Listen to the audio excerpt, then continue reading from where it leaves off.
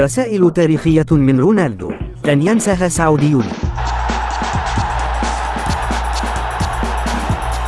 وجه النجم البرتغالي كريستيانو رونالدو سلسلة رسائل إلى الشعب السعودي خلال المؤتمر الصحفي الذي سبق حفل تقديمه إلى جمهور النصر بالرياض.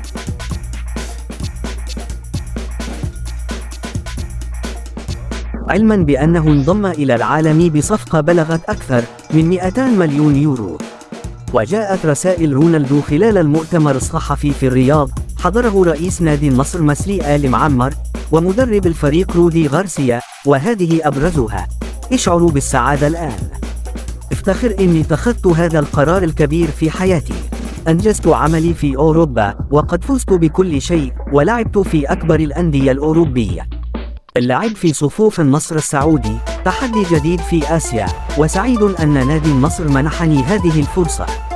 أسرتي دعمتني عندما اتخذت قراري ولا سيما أطفالي بارك الله فيهم، وهم سعداء جدا، فالاستقبال بالأمس كان مذهلا. نحن نشعر بالسعادة والسعوديون كانوا طيبون معي ومع أسرتي. بالنسبة إلي هذه فرصة هائلة ليس في كرة القدم فقط، إنما لتغيير الذهنية للأجيال القادمة.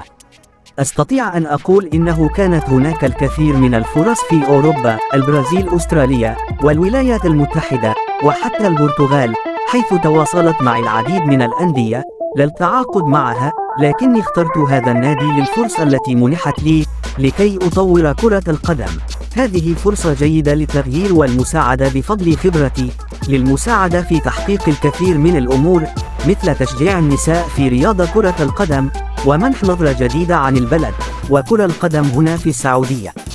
لقد حطمت الكثير من الأرقام القياسية في الماضي، وأريد أن أحطم أرقاما قياسية هنا أيضا، فأنا لاعب فريد من نوعه.